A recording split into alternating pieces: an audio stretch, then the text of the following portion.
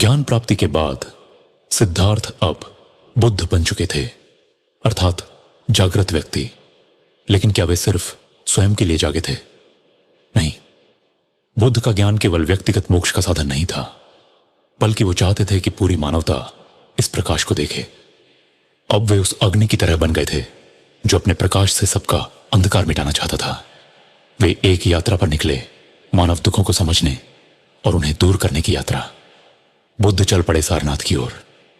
वहां उनके 5 पुराने साथी रहते थे, भद्रिक, वप, महानाम, असिजित और कौंडिन्य। वे कभी बुद्ध के साथ घोर तपस्या करते थे, पर जब बुद्ध ने मध्य मार्ग अपनाया तब उन्होंने बुद्ध को छोड़ दिया था। जब वे दूर से बुद्ध को आते देखे तो बोले, वो आया है जिसने तपस्या छोड़ दी, हम उससे नमस्कार नहीं करेंगे। लेकिन जैसे ही बुद्ध पास आए, उनके चेहरे का तेज, उनके नेत्रों की करुणा, उनके चाल की शांति देखकर वे अनायास ही उठ खड़े हुए और बोले, हे तथागत, आप सच में बदल गए हैं। बुद्ध मुस्कुराए। कोई घृणा नहीं, कोई द्वेष नहीं, केवल प्रेम और ज्ञान। बुद्ध ने उन्हें वह उपदेश दिया जो कालजयी बन गया। धम्मचक्र सुत। यह वह क्षण था जब धर्म का चक्र पहली बार घुमा। उन्होंने बताया, दुख है, दुख का कारण तृष्णा है, दुख की निवृत्ति संभव है, उसके लिए अष्टांगिक मार्ग है। सम्यक दृष्टि, सम्यक संकल्प, सम्यक वाणी, सम्यक कर्म, सम्यक आजीविका, सम्यक प्रयास, सम्यक स्मृति और सम्यक समाधि। वो 5 साधक वहीं बुद्ध के पहले भिक्षु बन गए। यहीं से शुरू हुआ संघ, बुद्ध का धर्म संघ। बुद्ध का संघ समानता का जीवंत उदाहरण था। न कोई ऊंचा, न कोई नीचा, न कोई ब्राह्मण, न कोई शूद्र।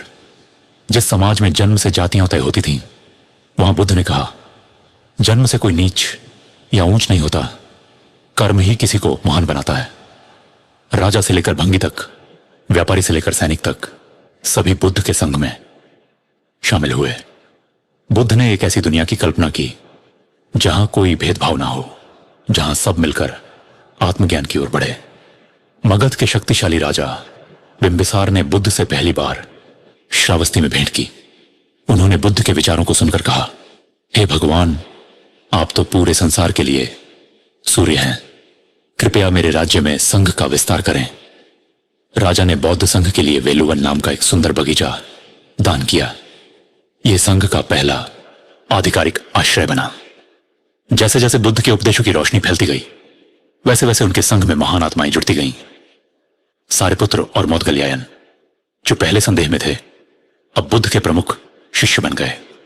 महाकश्यप, एक कठोर तपस्वी, बुद्ध से मिलते ही उनके शांत तेज में पिघल गए। आनंद, जो बुद्ध के चचेरे भाई थे, संघ के सबसे समर्पित सेवक बने। उन्होंने बुद्ध के अंतिम शब्द तक ध्यानपूर्वक याद रखे और बाद में पूरी त्रिपिटक परंपरा के आधार बने।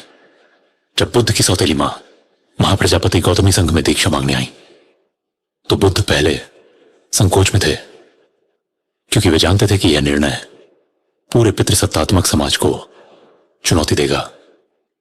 लेकिन बाद में उन्होंने महिलाओं के लिए भी संघ की स्थापना की।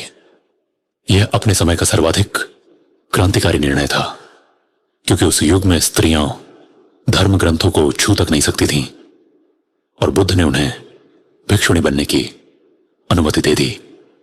बुद्ध का संघ केवल धार्मिक संस्था नहीं था, यह एक सामाजिक क्रांति थी।